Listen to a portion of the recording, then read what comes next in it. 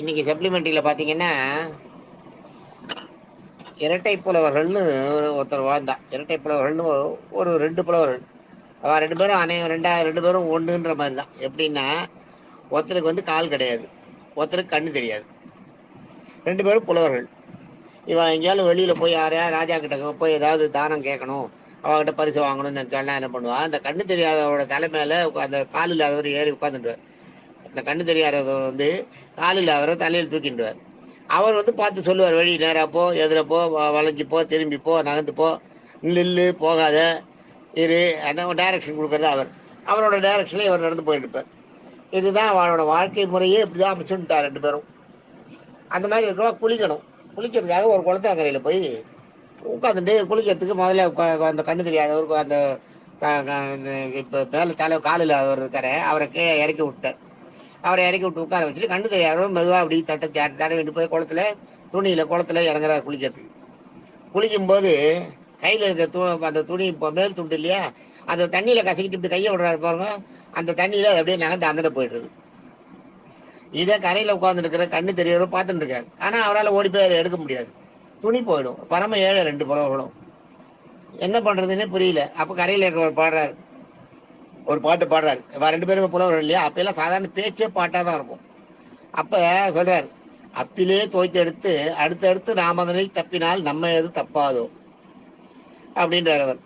அப்பிலே தோய்த்து எடுத்து அடுத்தடுத்து நாம் அதனை தப்பினால் நம்ம எது தப்பாதோ அப்படின்னு கரையில் இருக்கிறவர் சொல்றாரு. அவருக்கு இப்போ தண்ணிக்குள்ள இருக்காரு, அவருக்கு புரிஞ்சுட்டு இவர் என்ன சொல்றாருன்னு. அதுக்கு இவர் என்ன பதில் சொல்றாருன்னா, அது அவர் என்ன சொல்றாரு முதல்ல சொல்றாரு, அடுத்த ரெண்டு வரைக்கும் சொல்றேன்.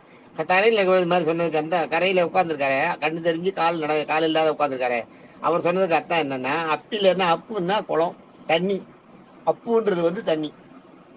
தண்ணியில குளத்துல தோய்த்து எடுத்து எப்போ பார்த்தாலும் ஒரு கந்த துணியை ஒரு துணியை விடாத பிடிச்சி எடுத்து அதை வேற வழியில் கஷ்டப்படுறவா. அதனால அந்த துணியே எடுத்து அடுத்தடுத்து நாம அதனை தப்பினால் துவைக்கிற கல்ல போட்டு மாங்குன்னு அடிச்சு தோச்சு போட்டா அப்பிலே தோய்த்துட்டு அடுத்தடுத்து நாம அதனை தப்பினால் நம்ம அப்பப்போ போட்டு அதை அடிச்சுப்போனா நம்ம எது தப்பாதோ நம்ம விட்டு தப்பிச்சு போறதுன்றார் அவர். துணி நீ கையில வச்சுருக்க துணியில குளத்துல விட்டியே, அது முதல்ல அதில் போயிட்டுன்றது அவ்வளோ அழகா சொல்றாரு அவர். அதுக்கு தண்ணியில புரிஞ்சுட்டார். ஆனா அவரால் தேடி எங்க இருக்குன்னு சுத்தி தேடி கிடி பார்க்கறாரு, கிடைக்கல, அவரால் பிடிக்க முடியல. அதனால அவர் என்ன பதில் சொல்றதுக்கு, அதுக்கு அவர் என்ன சொல்ற, அப்படியே ஆனாலும் கந்தை அதிலும் 1000 கண் போனால் துயர் போச்சு போன்றார். அவர் என்ன சொல்றார், தண்ணியில் இருக்கிறவர், அப்படியே ஆனாலும் கந்தை, சரி இப்போ அப்படியா இருந்தாலும் கூட அது கந்த துணி, ரொம்ப கந்தல், அதுலேயும் 1000 கண் 1000 ஓட்டை போனா துயர் போச்சு. துணியை போடுறது வந்து சாதாரணமாக குளங்கள் எல்லாம் போனீங்கன்னா துணியை விட்டு வருவா தெரியுமா. ஒரு நூலை கிள்ளி போட்டு வருவா, துணியை விட்டுட்டு வருவா. அது போட்டால் நம்மளோட கஷ்டம் போச்சுன்னு அர்த்தம் அதுக்கு. அதை அவர் அந்த இடத்துல சொல்றாரு. ஏன்னா இவரால் எடுக்க முடியல, எங்க துணியை எங்கே போயிட்டு துணி, அது கடையில் இருக்கிற கண்ணுக்கு தெரியாது, அவரால் எழுந்து வந்து எடுக்க முடியல. தண்ணியில் இருக்கிறவருக்கு துணி போயிருக்குன்னு தெரியுது, எந்த பக்கம் போயிருக்குன்னு தெரியல, திண்டாரு. அதை ரொம்ப விளையாட்டா அவர் மேல இருக்கிற பாட்டுல சொல்றாரு, அப்பிலே தோய்த்து எடுத்து நாம அதனை அடுத்தடுத்து தப்பினால் நம்ம எது தப்பாதோ, அப்பிலே தோய்த்துட்டு அடுத்தடுத்து நாம அதனை தப்பினால் நம்ம எது தப்பாதோ அப்படின்னு. அது குளத்துக்குள்ள இருக்கிற அப்படியே ஆனாலும் கந்தை அதிலும் 1000 கண் போனால் துயர் போச்சு போன்றார். அதோட விடல. ஆனா கரையில இருக்கிற மறுபடியும் கண்ணாயிரம் உடைய கந்தையே ஆனாலும் தன்னார குளிரைத்தான் தாங்காதோன்ற. கண்ணாயிரம் உடைய 1000 கண்ணு இருக்கு அந்த கந்த துணியா இருந்தா கூட தன்னார குளிரைத்தான் தாங்காத. அட குளிருக்கு உடம்புக்காவது போத்திக்கலாமே, அதை போய் போனா போறதுன்றியே அப்படின்றார். அப்படின்னு அவர் சொல்றார். இவர் என்ன சொல்றார், இப்போ தண்ணிக்குள்ள இருக்கவர் எடுக்க முடியல, எண்ணத்தீர் அப்படி நினைக்காதீங்க.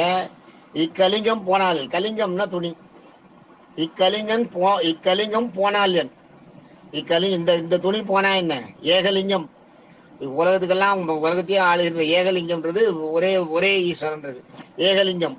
மாமதுரை சொக்கலிங்கம், மதுரைக்கு தான் போறா. மதுரை மன்னனை போய் அவர்கிட்ட பரிசு வாங்கிறதுக்காக தான் போறா. மாமதுரை சொக்கலிங்கம் உண்டோ துணை. அந்த மதுரையில் இருக்கிற சொக்கநாதர் வந்து நம்மளுக்கு துணையா இருப்பார் போ அப்படிங்கிற. இவர் ரெண்டு பேரும் வேற என்ன பண்றது, அவருக்கு தெரியறது போறது துணி எங்க போறதுன்னு தெரியுது, இவருக்கு எங்க போறதுன்னு தெரியல, அவரால் எழுந்து வந்து எடுக்க முடியல. இந்த மாதிரி இதுல ஊமை கஷ்டப்பட்டுக்கிறா. அதை வந்து ரொம்ப அழகா பாட்டாவே சொல்லிக்கிறா. அதுதான் இந்த பாட்டு. ரொம்ப அருமையான பாட்டு இது. இரட்டை புலவர்கள் பாடின பாட்டு இது. அப்பிலே துவைத்து எடுத்து நாம அப்பிலே துவைத்திட்டு அடுத்தடுத்து நாம அதனை தப்பினால் நம்ம எது தப்பாதோ அப்படின்னு அவர் சொல்ற போல இல்லை சார்.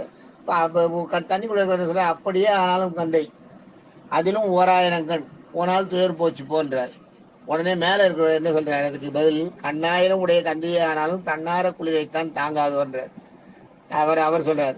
அதுக்கு என்ன இவர் என்ன தண்ணிக்குள்ள இருக்கவர், எண்ணத்தீர் அப்படி சொல்லாதீங்க, இக்கலிங்கம் போனாலன் இந்த துணி போனால் இக்கலிங்கம் போனாலன் ஏகலிங்கம் மாமுதலை சொக்கலிங்கம் உண்டோ துணை சொக்கலிங்கம் உண்டோ துணை அப்படின்றார். சொக்கலிங்கத்தை தான் நான் ஈஸ்வரன் இருக்கார் துணைக்கு அப்படின்றார். எல்லாம் எங்க அப்பா எனக்கு சொல்லி கொடுத்த பாட்டு. இது மாதிரி பாடல்கள் நிறைய இருக்கு, ஒரு 100 கணக்கில் இருக்கு. நான் சொல்றேன் ஒரு தடவை ஒண்ணுன்னா அப்படி சொல்றேன், ஒருத்தர் சொன்னதையும். நாளைக்கு இன்னொரு காலமே எவ்வளோ ஒரு பாட்டை பார்ப்போம். தேங்க்யூ.